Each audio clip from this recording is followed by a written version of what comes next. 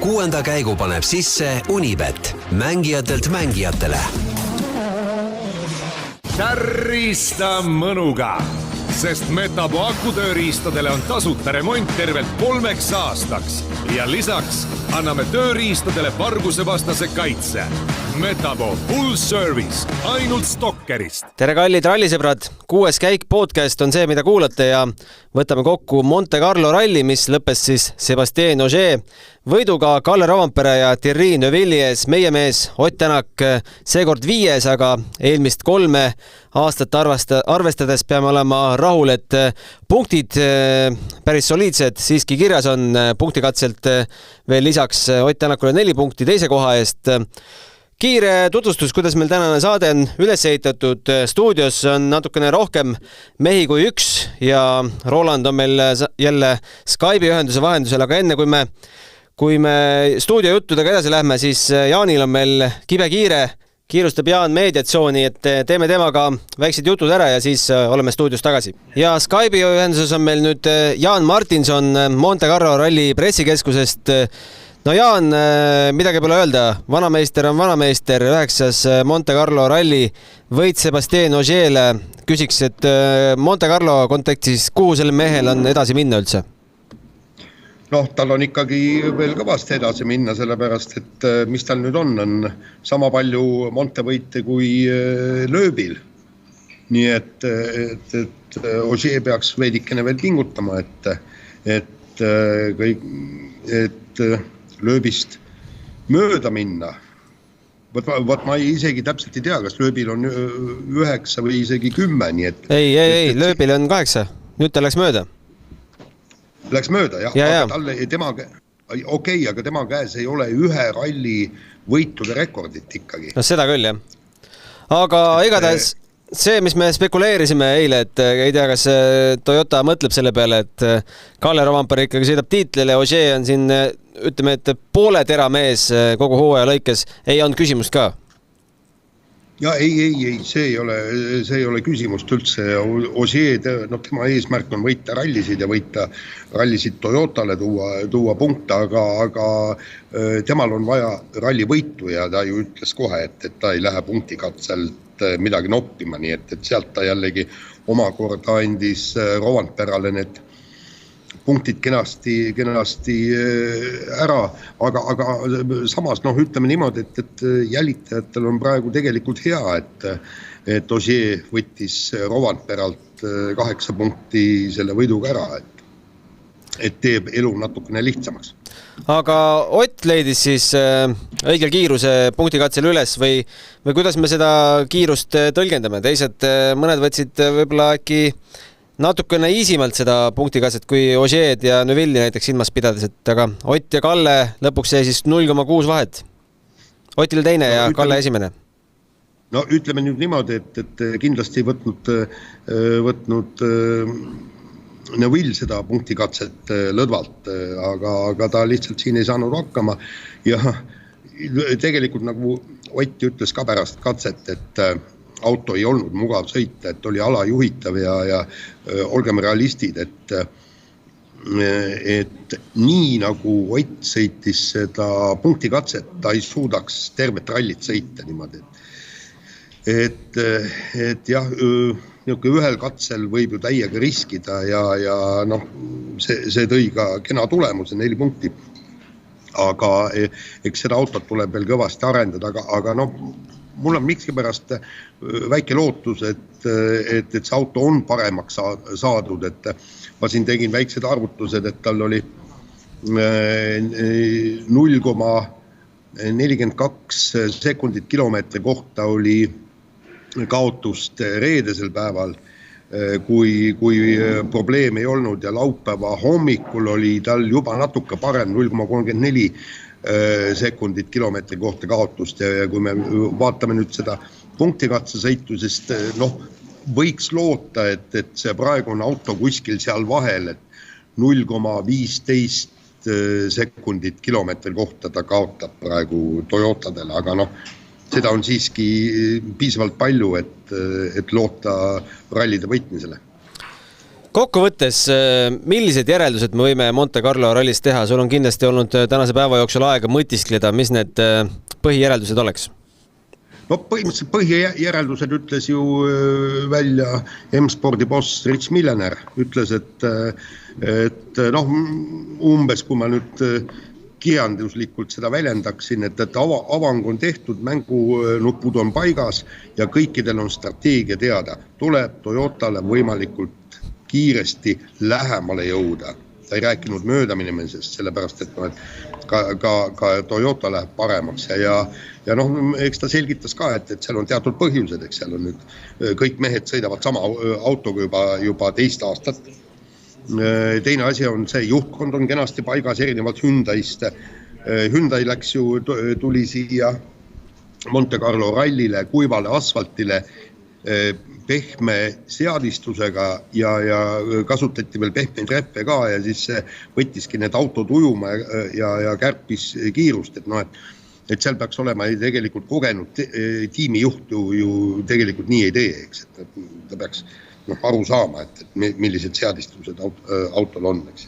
Ja nüüd pluss siis Otil on uus auto, et see on ka üks põhjus, et miks ta Toyotadele veel alla jääb, et ühesõnaga praegu ruulib Toyota täiega, sest Elfin Evans oli ju ka tegelikult väga hea ja väga kiire, ainult et tal oli nüüd see refi purunemine, aga kui me mõtleme puhast kiirust, siis tegelikult oleks pidanud poodium olema täiesti Toyota päralt. Oled sa? Lõpeta lause ära. Ja siin on tegelikult Oti esimene eesmärk peaks olema ikkagi Neuvill kinni püüda ja siis vaikselt Toyotasid noppima hakata. Aga oled sa nõus, et see esimene ralli näitas, et tegelikult Toyota on ikkagi hirmu äratavalt kiire ja kui see nii jätkub, siis kauaks seda põnevust meil selle hooajal ei ole?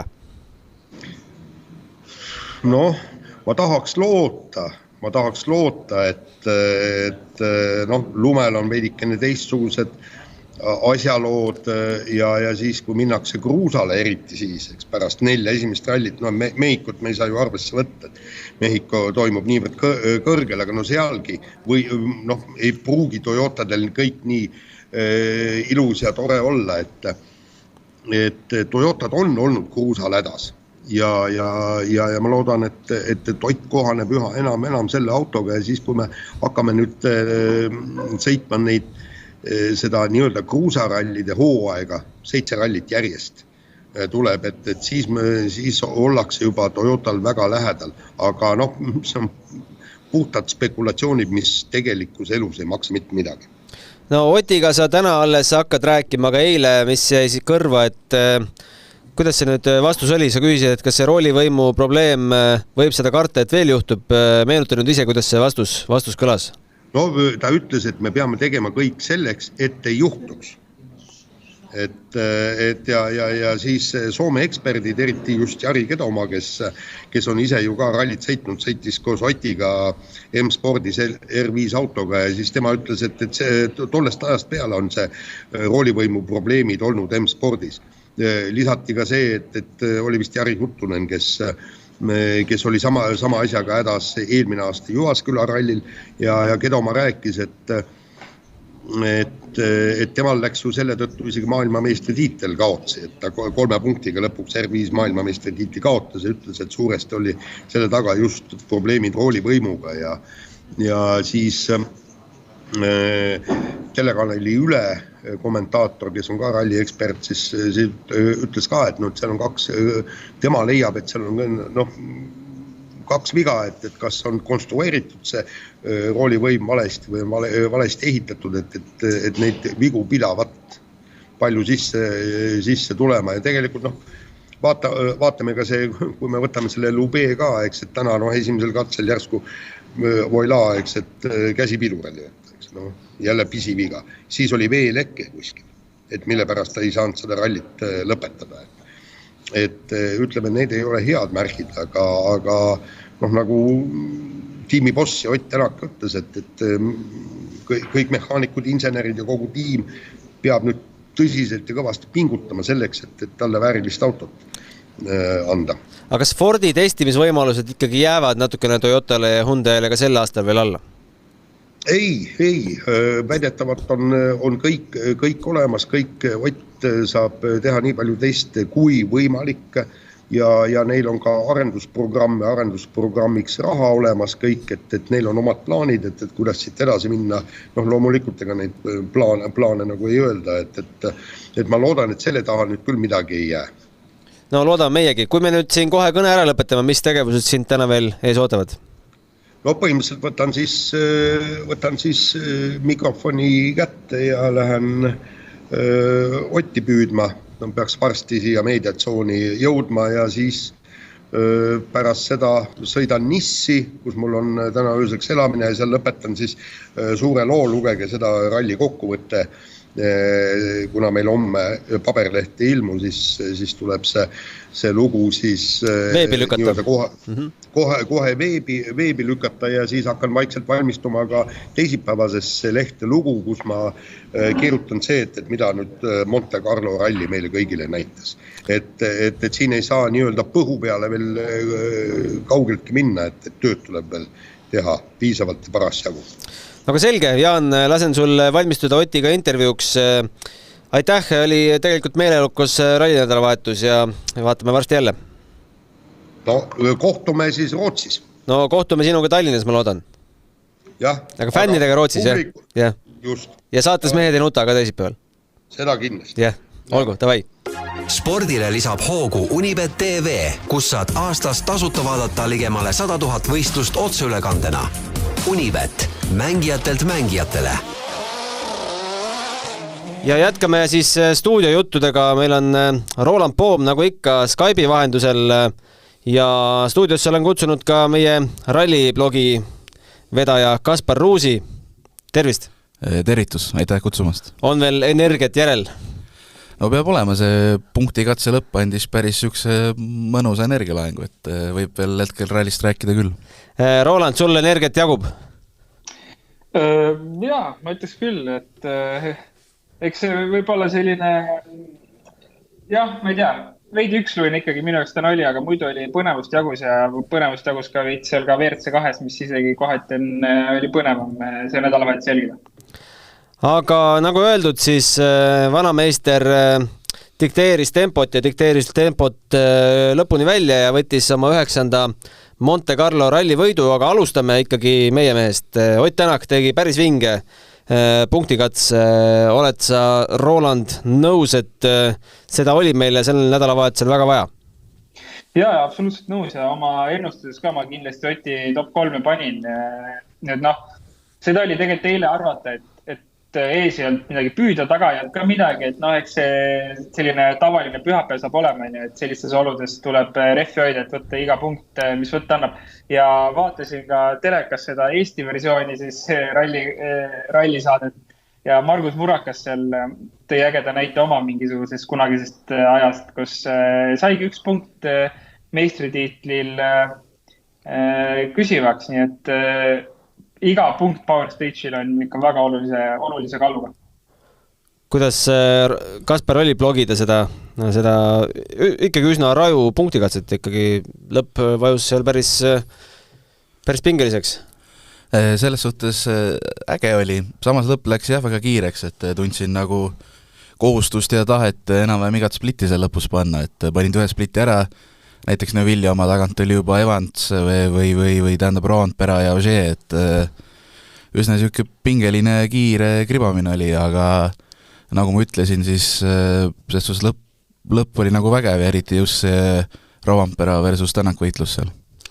Ma küsisin Jaani käest ka, et mis me järeldame sellest Monte Carlo rallist.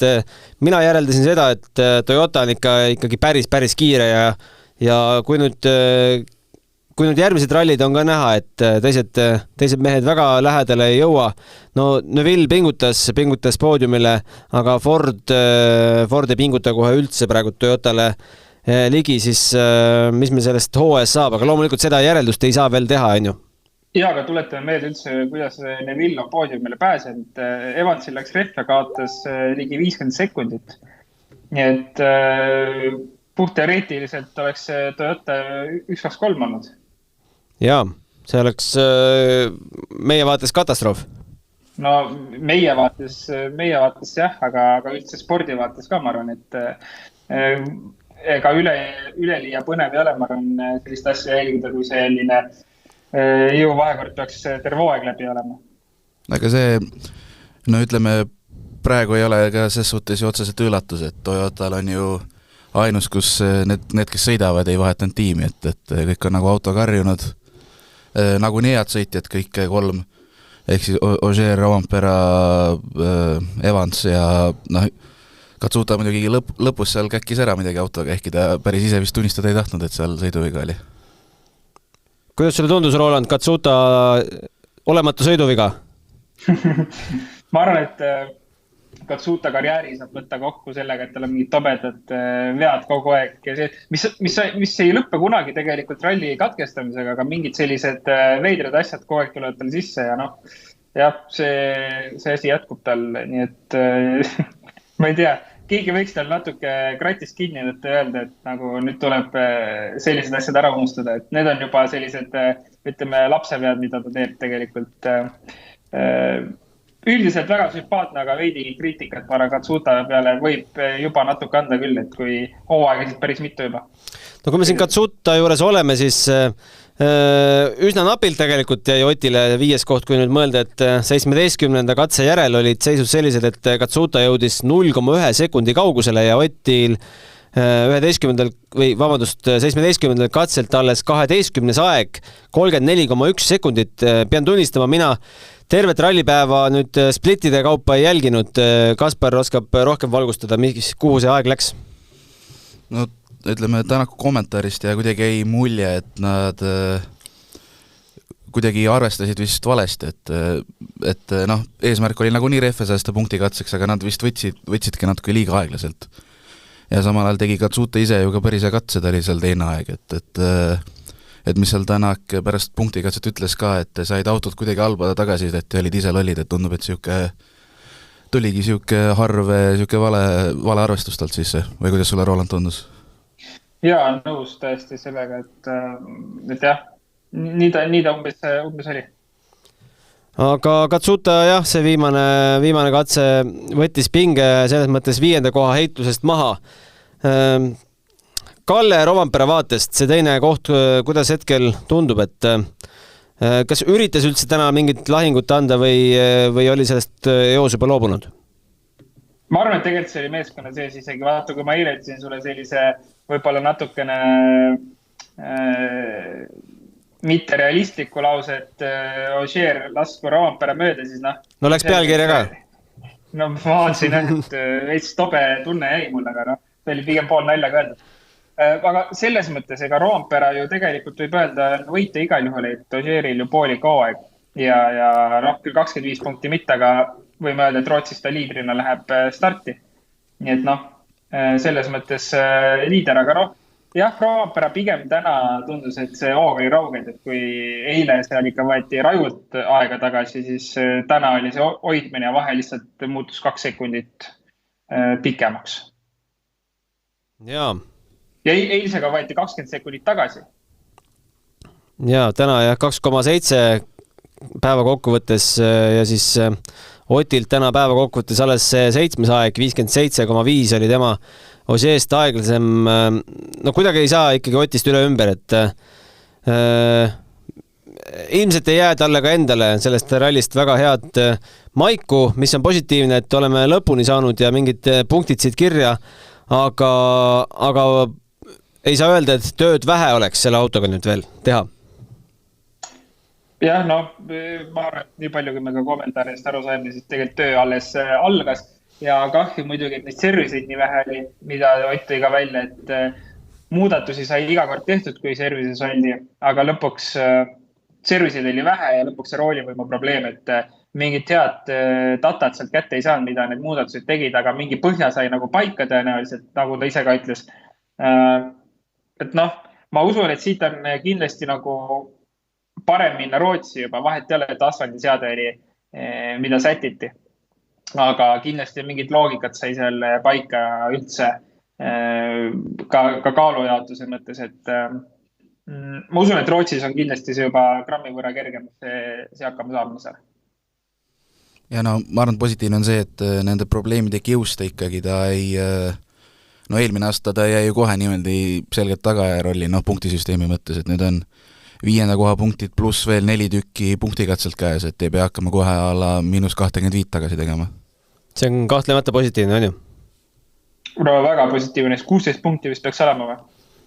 Et väga hea tulemus tegelikult kokkuvõttes, et me ei osanud ju oodata midagi, et ma arvan, et see PR oli nagu suurem kui see reaalsus tegelikult, et me saime nüüd selle reaalse pildi ka ette ja ütleme, pilt on selline keskpärane, et ei ole hea, ei ole halb, ma arvan, midagi okei on enam-vähem.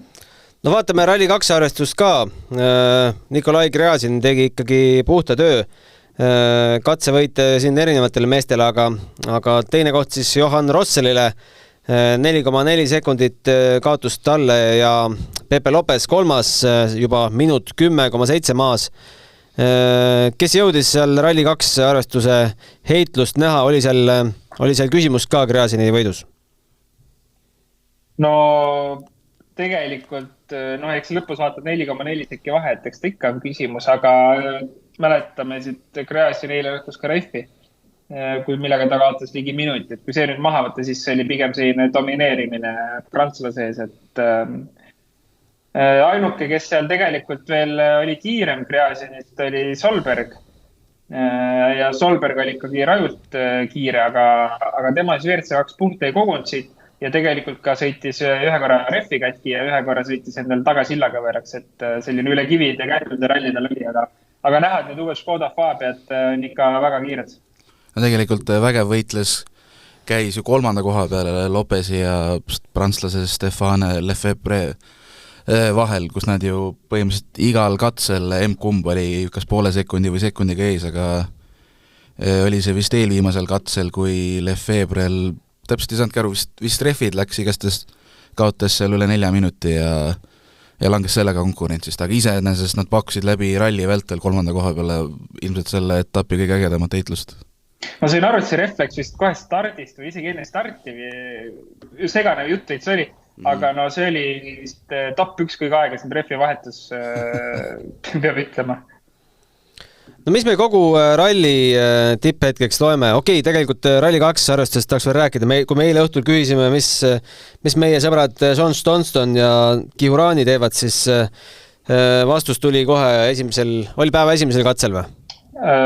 Col de Turini oli päeva teine vist. Päeva teisel, jah. Ja päris raju laks vastu mäe külge ja kes tahab otsigu siis internetist üles. Kahju ja viimane kurv. Aga kui ma õigesti mäletan, siis neil peaks olema korralik kalender kokku selleks aastaks pandud, et Monte on alati selline, ütleme see aasta oli vähe konkreetsem asfaldiralli, aga muidu ta on suht loteriini, et ega ka tegelikult kui me vaatame, et ka Mikkelsen siia ei tulnud, kes on siin olnud väga kiire alati, et siis on arvata, et eks ta siin loterii on ja kui sinna minna, siis on 50-50, et kas sealt tuleb punkte või tule, nii et Maratšoon väga kurb ei ole. Tehakse auto korda ja järgmisel rallil edasi. Mis teie jaoks oli selle ralli tipphetke üldse?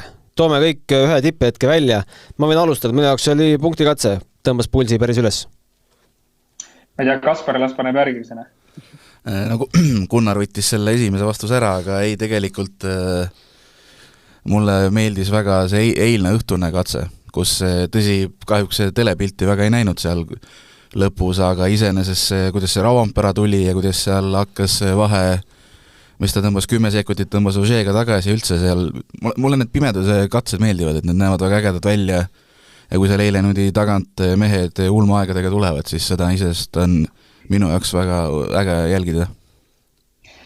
Ja ma olen mõlemaga nõus, et see Monte pimeda katsed seal kõigil mingid vägevad tuled põlevad ja tossu palju ja see on kuidagi äge atmosfäär.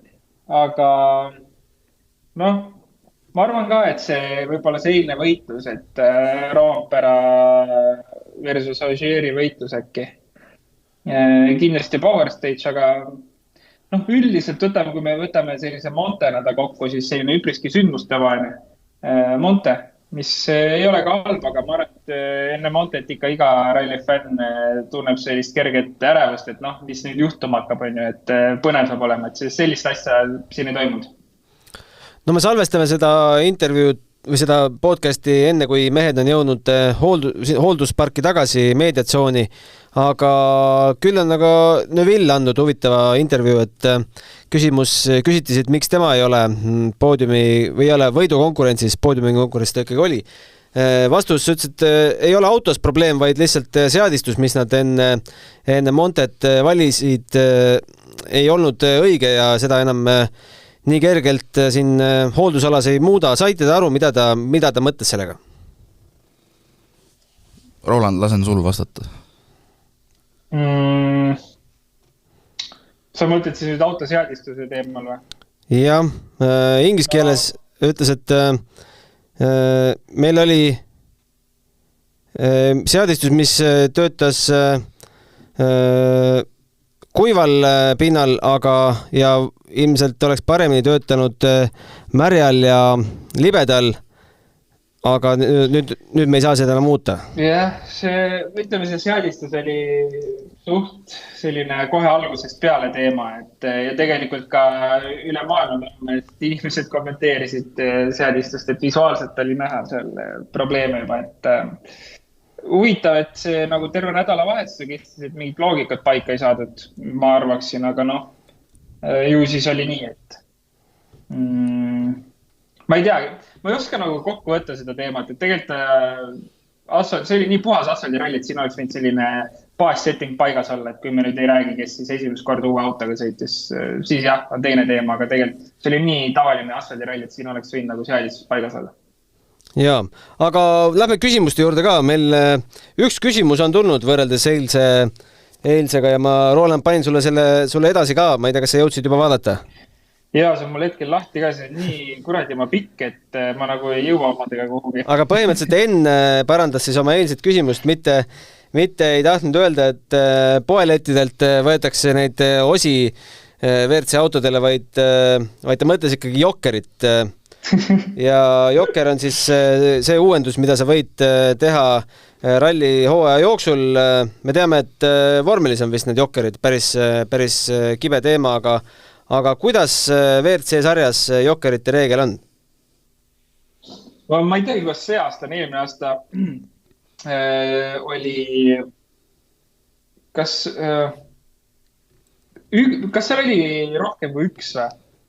Ma ei mäletagi peast, aga see aasta ma ei ole kuulnud, et see aasta see oleks muudatud, et jätkub samamoodi, et keset hooaega, kes tahab, saab tuua mingi mootori upgrade'i või mida iganes, et eelmine aasta seda ka tegi Toyota ja kas mitte ka M-Sport äkki teinud, aga Toyota kindlasti. Kas me teame, et kas keegi on midagi kategooriliselt muutnud kahe hooaja vahel, et küsimus on, kas meil on teada, kui mõnda Jokkerit on tiimid kasutanud ja mis valdkonna omad need on olnud. Ütleme nii, et tilgub vähe seda infot, mida on kategooriliselt muudetud. No ikka väga vähe, et põhimõtteliselt me näeme neid muudatusi visuaalselt ainult aero poolt, aga see, mis on sealt seest ainult, seda infot on äärmiselt vähe liikunud. Tegelikult kõik rääkisid eelmise hooaja lõpus mootori upgrade'idest. Kui palju need selle lõpuks ära tegid, me ei tea, seda infot kuskilt pole väga tilkunud, et see, mida me näeme, on ainult väline tegelikult. Nii et iga meeskond midagi natuke muutub selles osas küll.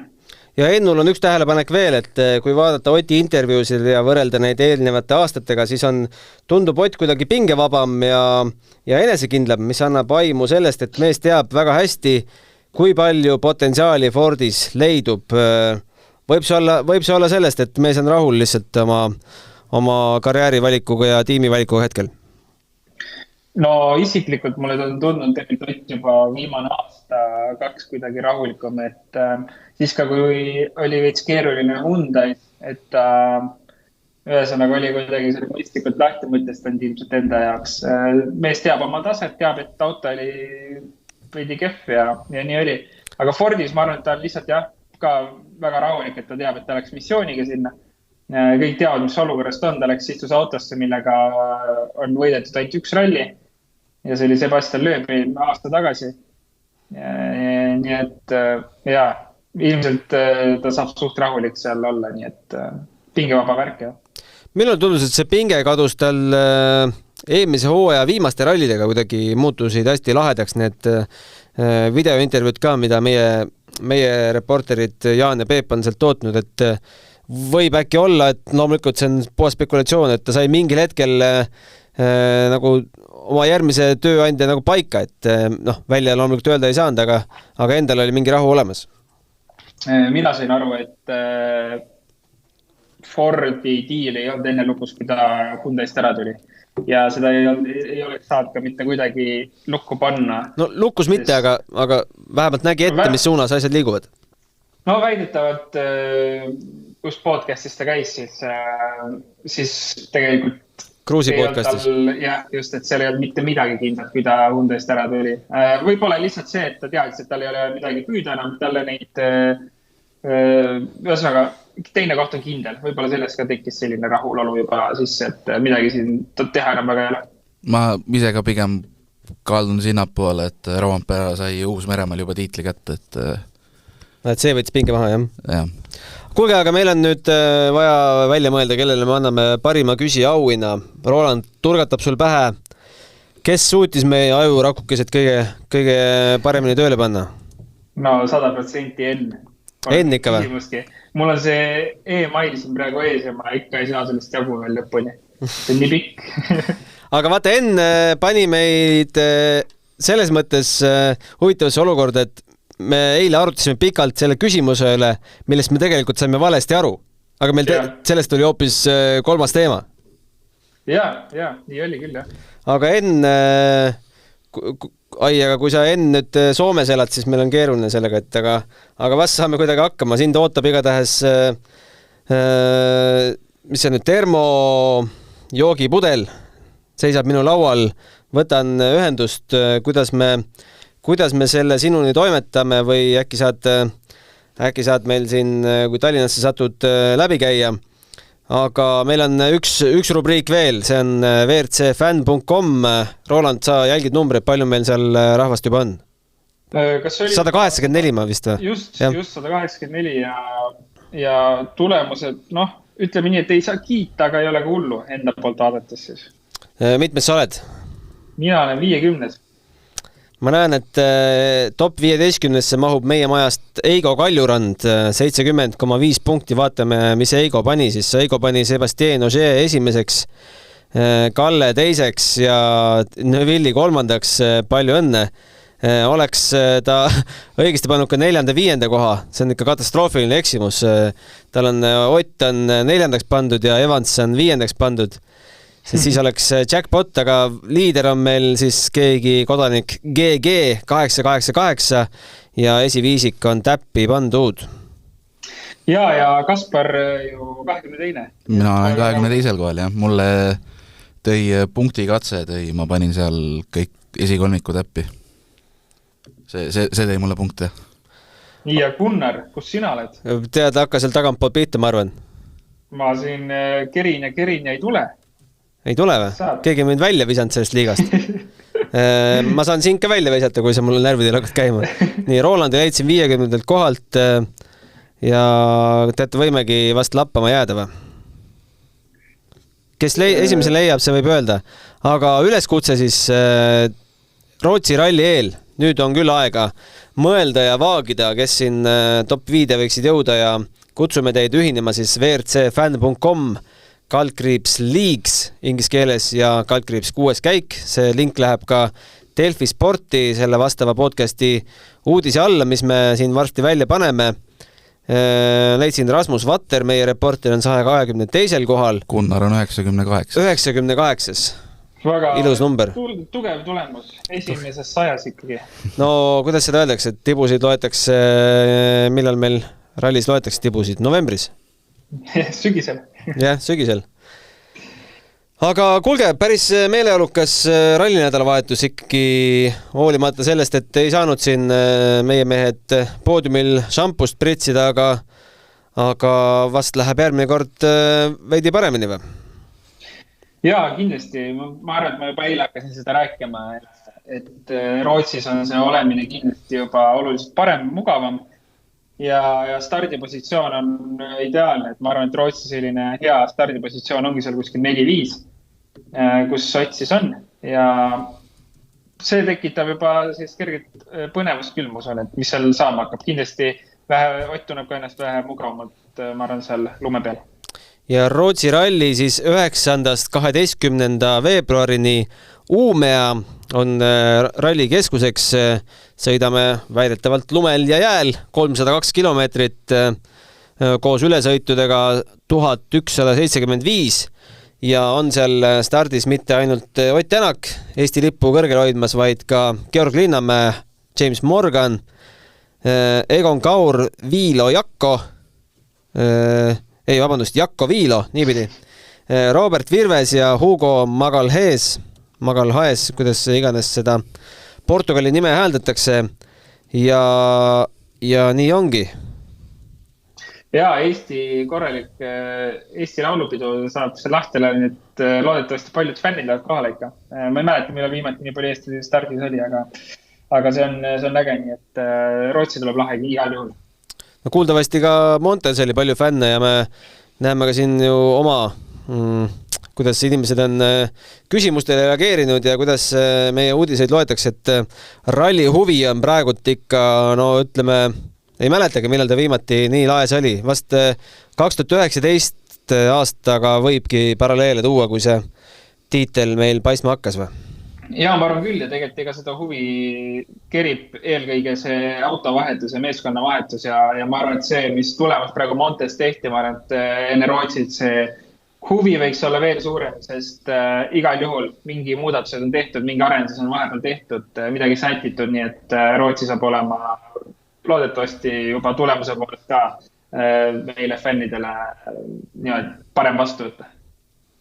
Ja vahepeal siis 4. veebruar, kui ilmataat Vingerbussi ei mängi, hetkeseisuga tundub, et mängib, peaks olema ka Otepää talveralli, ootame uudiseid siis sealt poolt, mis sellest saab ja kohustuslik teadaanne veel see ka, et kes veel ei tea, kui on veel selliseid, et meie saated on kuulatavad ka Delfi tasku keskkonnas, Spotify's ja Apple podcastis.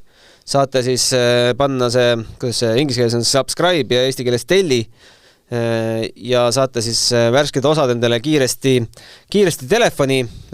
Laadige alla ka uus Delfi tasku äpp, mis on ka samuti olemas App Store'is ja Google Play's, et valige endale mugavam viis meie kuulamiseks, meil vahet ei ole, peasid kuulata. Absoluutselt. Aitäh, Roland, aitäh, Kaspar. Lähme veedame oma pühapäeva edasi. Teeme nii, kõik head. Kõik head. Järgmise korrani. 6. käigu tõi sinuni Unibet, mängijatelt mängijatele. Tärrista mõnuga, sest Metabo akutööriistadele on tasuta remont tervelt 3 aastaks ja lisaks anname tööriistadele varguse vastase kaitse. Metabo full service ainult Stokkerist.